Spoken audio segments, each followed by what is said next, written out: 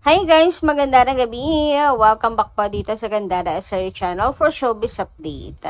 Ang tatalakayin naman natin ngayon at pag-uusapan mga kakimpaw ay pumapatungkol nga po dito sa big announcement na sumambulit po sa lahat mga kakipi. Kaya naman buhay na naman ang dugo ng Kimpaw Lanchas. Patungkol po ito sa update ng Quantum Films mga kakimpaw, kung saan naglapag na nga po sila ng kanilang promotional picture sa gagawin po nilang movie ni Kim and Paolo Avellino.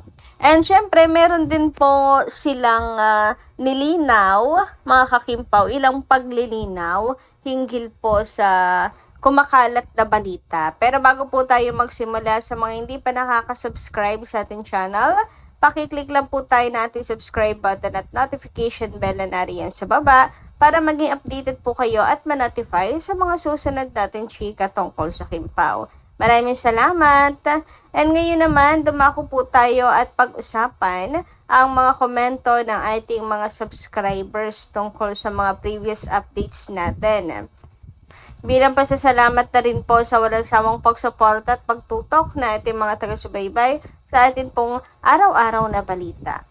So narito nga po ang napili nating basahin ngayong gabi mula po kay Miss Norma Cole. Shoutout po sa inyo. Gandara, good PM. Grabe, walang malalagyan ang saya ko sa nabasa ko sa FB.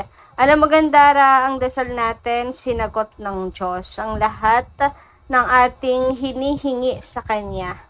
Salamat Lord sa iyong mga blessings na ibinibigay mo sa beautiful couple na ito, sina Kim at Paolo. Sana Lord, patubayan mo sila at ang bagong blessing na darating soon para sa kanila. Ikaw na ang bahala sa kalusugan ni Kim at na kanyang sinapupunan. Sana palagi kang nandyan sa mag-asawang Kitty. Gandara, salamat sa iyong mga payuda. Huwag ka sana magsasawa sa aming mga seniors. God bless always.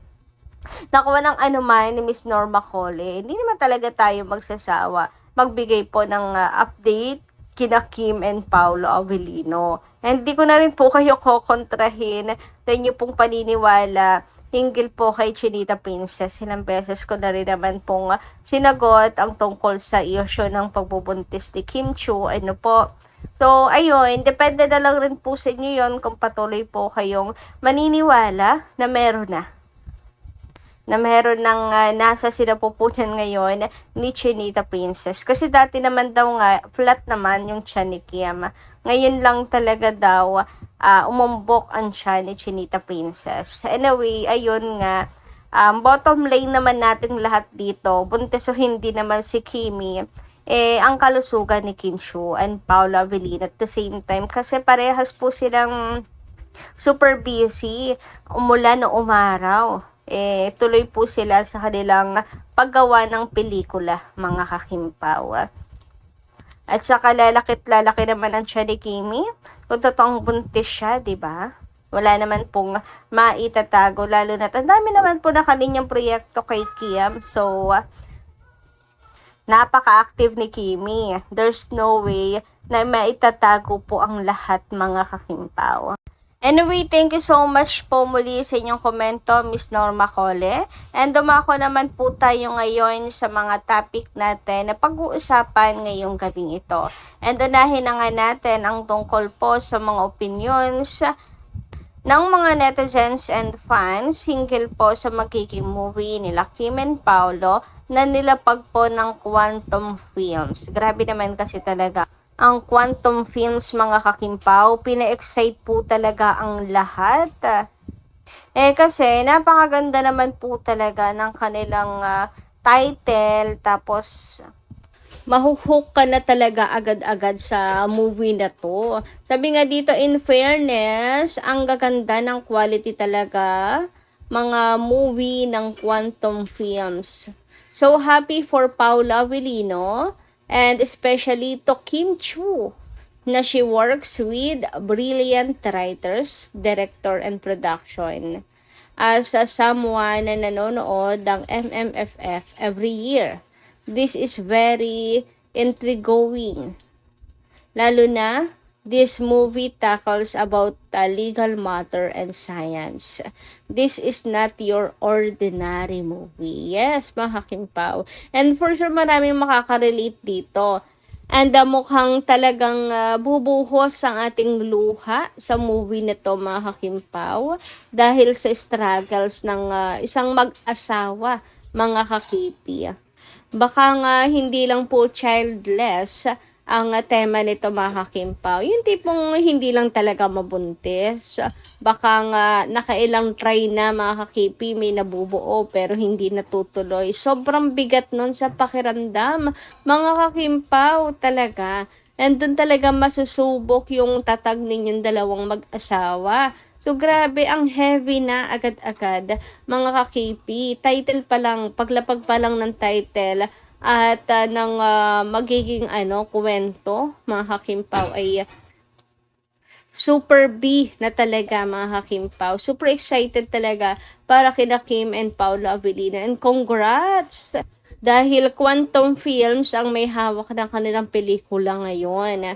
So, talagang ang laki ng expectations ng mga tao, higit sa lahat ng mga Kimpaw fans.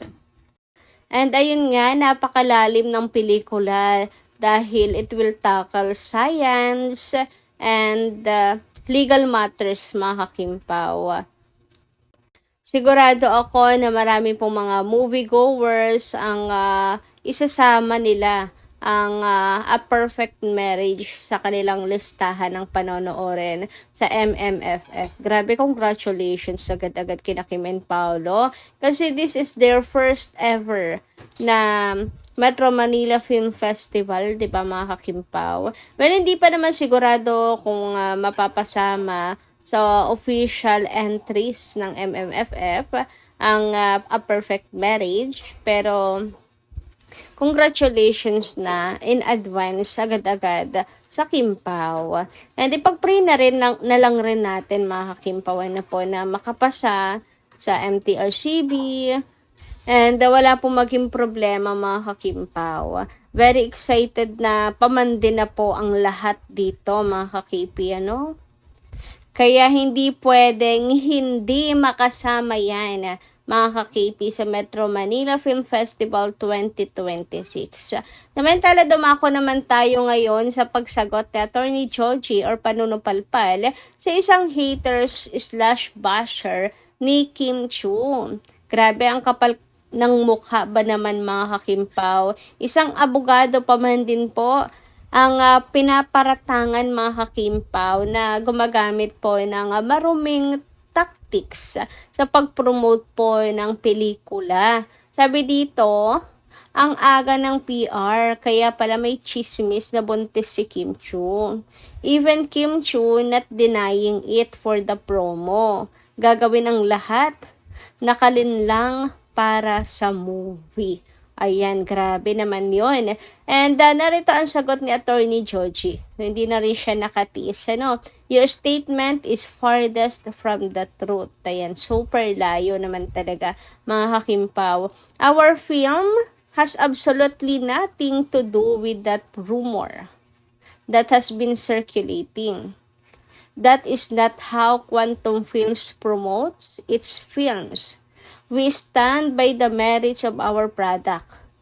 In any event, if there is no truth to a rumor, why dignify? O, diba? Hindi po ganyan kadumi mag-promotes ang Quantum Films. They stand by the merits of their movie, mga Kakimpaw. Yan po ang malinaw na pahayag ni Attorney Joji sa bashes na to. So, ayun, supalpal malala, mga kakipi. And ngayon, trending na siya. Sikat na siya ngayon. Yan yung hinahanap niya, di ba, mga Kakimpaw? So, ayan, sinagot tuloy po siya ni Attorney Joji. Abogado pa man din po yan. Ang lakas ng loob niya, di ba, mga Kakimpaw? So, walang kinalaman po ang movie nila Kim and Paolo sa buntis issue. Labas yun doon. And hindi sila ang gumawa ng chismis na yan, kundi mga fans lamang din na umaasa na baka this time biyayaan na siya ni Lord dahil sa tamang edad na daw si Kim at hindi na po bumabata. So yun at hindi po Quantum Films ang gumawa ng chika na yun. Grabing paratang naman na para lang daw sa promo. 'Di ba? Parang binabahiran na nila ang Quantum Films ng hindi po maganda. Anyway, dahil nga dito sa promotional picture na nilabas ni Attorney Joji, mga kakimpaw, mainit to ngayong pinag-uusapan sa social media. Sabi nga po ng Kimpaw International, one frame, 1,000 emotions. Kimpaw on the big screen again. We're ready. Nako, sa true. Grabe yung mga emotions dito. Sa picture pa lang yan, ha? Ang dami na agad emotions na mararamdaman mo dito, mga kakimpaw. Yung hope ng mag-asawa, yung joy na mag-asawa, and syempre, ang pait ng katotohanan, mga kakimpaw. Yun agad yung naramdaman ko, picture pa lang yan, mga kakipi. So, ibig sabihin, kwento pa lang talaga, mga kakimpaw, ay talagang mahuhook ka na at panonoorin mo. Yung tipong hinihila ka na ng pictures na to sa sinihan, ganun ang atake, mga kakimpaw. Tapos Kim and Paulo pa ang bida. O, diba? May star power pa. So, for sure, tatabo talaga to sa takilyan. Siyempre, pinagdadasal na rin po natin, mga kakimpaw, na maging successful po talaga ang first ever MMFF nila Kim and Paula Avellino. So, ayun lang po muna ang ating update. Maraming salamat po sa inyong pakikinig. Kita-kas po muli sa mga susunod natin, chika. Maraming salamat at ingat po palagi.